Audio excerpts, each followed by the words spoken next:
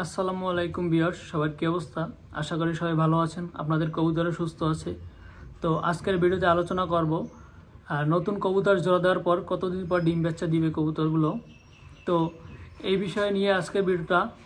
তো আমরা যারা নতুন কবুতর পালন করি, তো নতুন কবুতর পালকরা জেনে থাকি না কখন কবুতর জোড়া দেওয়ার পর কতদিন পর ডিম বাচ্চা দিবে। নতুন কবুতর পালকদের মনে এই প্রশ্নটা থেকে থাকে। তো ভিউয়ার্স, ভিডিওটা শুরু করার আগে প্রথমে আপনাদের কাছে একটা রিকোয়েস্ট, আমাদের চ্যানেল যারা নতুন, চ্যানেলটা সাবস্ক্রাইব করে ভিডিওতে লাইক করে দিবেন। তো ভিউয়ার্স, চলুন শুরু করি। আমরা যারা কবুতরগুলো সংগ্রহ করি তখন নর এবং মাদি ভালোভাবে দেখে কিনতে হবে। মাদি যখন বিশেষ করে কিনতে যাবেন তখন ভালোভাবে জিজ্ঞাসা করে বা বাড়ির পাশের লোক থেকে যদি কবুতরটি সংগ্রহ করেন, তো তখন দেখতে হবে কবুতর যে মাদি কবুতর ওর বাসায় ডিম আছে কিনা বা কতদিন আগে ডিম পেড়েছে। তো তখন এইগুলো বিষয় ভালোভাবে জেনে নিতে হবে। তো জেনে নেওয়ার পরে তো আপনার ভালোভাবে দেখতে হবে কবুতরটি কি রোগা আছে কিনা বা সুস্থ আছে কিনা। তো এইটা ভালোভাবে দেখে নিতে হবে। তারপর দেখতে হবে মাদি কবুতরটার আপনার পর্যাপ্ত পরিমাণের বয়স হয়েছে কিনা। তো একটা মাদি কবুতর ডিম দেয় 6 মাস পর, একটা মাদি কবুতর ডিম দেয়।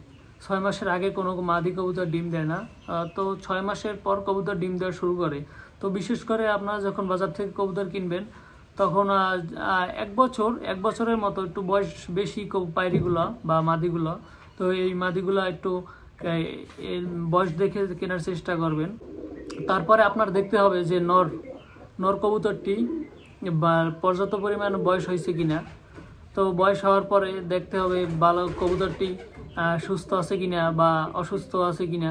তো এই বিষয়গুলো দেখে নিতে হবে।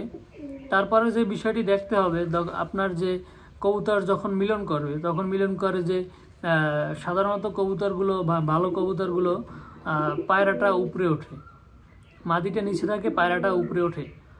তো এটা একটা ভালো কবুতরের জোড়ার লক্ষণ।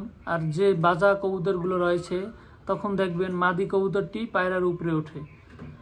তো এগুলা বাজা কবুতরে ডিম বাচ্চা হয় না।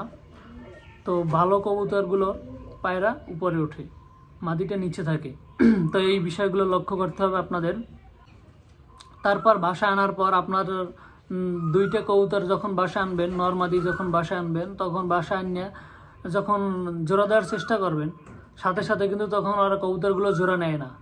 কবুতরগুলো জোড়া না নেওয়ার কারণ হলো যে মাদিটা বা পায়রাটা যে রয়েছে বা মাদিটা যে বাসায় ছিল, তখন দেখা যাচ্ছে মানে মাদি কবুতরের জোড়া ছিল নরের সাথে। তো ওদের জোড়া থাকার কারণে মাদির একটা নরের প্রতি মায়া হয়ে থাকে। তারপর নর যে কবুতরটি যে বাসায় থাকতো আগে মাদির সাথে, তার ওর একটা দুইজনের একটা মায়া একটা ভাব থাকে। তো তখন আপনাদের কবুতরগুলো বাজার থেকে আনার পরে 2টা কবুতর 2টা খাঁচায় রাখতে হবে। নর একটা খাঁচায়, মাদি আর একটা খাঁচায়, 2টা সামনাসামনি খাঁচায় রেখে দিতে হবে আলাদাভাবে। তো এইভাবে 10 দিন করে রেখে দিবেন। 10 দিন পর রাখার পর দেখে তো কবুতরগুলো তখন একলা একলা ডাকা শুরু করবে। 10 দিন পর যদি আপনারা কবুতর 2টি যদি নরমাদি যদি আলাদা খাঁচায় রেখে মানে এক খাঁচায় রেখে যদি জোড়া দেওয়ার চেষ্টা করেন, তখন দেখবেন সাথে সাথে 5 মিনিটের ভিতরে, অনেক সময় 2 মিনিটের ভিতরে জোড়া নিয়ে নিচ্ছে। তো এই বিষয়গুলো আপনাদের লক্ষ্য করতে হবে। আর এই যে জোড়া দেওয়ার বিষয়টা বললাম যে আলাদা আলাদা খাঁচায় রাখবেন 10 দিন করে, তো এইটা আপনাদের নিয়মটা মেনে নিতে হবে। তো এই নিয়মটা মেনে আপনারা যদি এভাবে জোড়া দেন কবুতরকে, তাইলে দেখবেন আপনার সাথে সাথে কবুতর ডিম বাচ্চা দেওয়া শুরু করছে। হয়তো জোড়া দেওয়ার 25 দিন যখন নতুন কবুতরগুলো আনবেন, আনার পরে জোড়া দিবেন। জোড়া দেওয়ার পর ওরা জোড়া নিবে। তারপর বাসার আশেপাশে একটু রেখে দিবেন খাঁচাটা। যে 10 দিন যে খাঁচায় ভিতরে রাখবেন কবুতরগুলো, তখন ওই বাসার আশেপাশে কবুতর জোড়াটা রাখার চেষ্টা করবেন। নরমাদি আলাদা আলাদা খাঁচায় রেখে বাসার আশেপাশে রেখে দিবেন, ঘরের আশেপাশে রেখে দিবেন। তো ওরা তখন ওই খাঁচায় বসে বাসার আশপাশটা একটু চিনবে।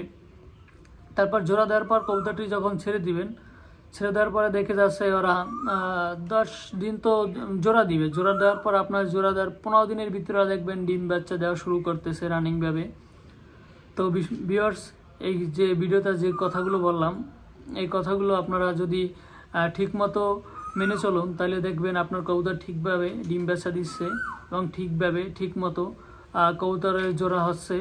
তো ভিউয়ার্স, ভিডিওটা যদি আপনাদের ভালো লাগে থাকে চ্যানেলটা সাবস্ক্রাইব করে ভিডিওতে লাইক করে দিবেন।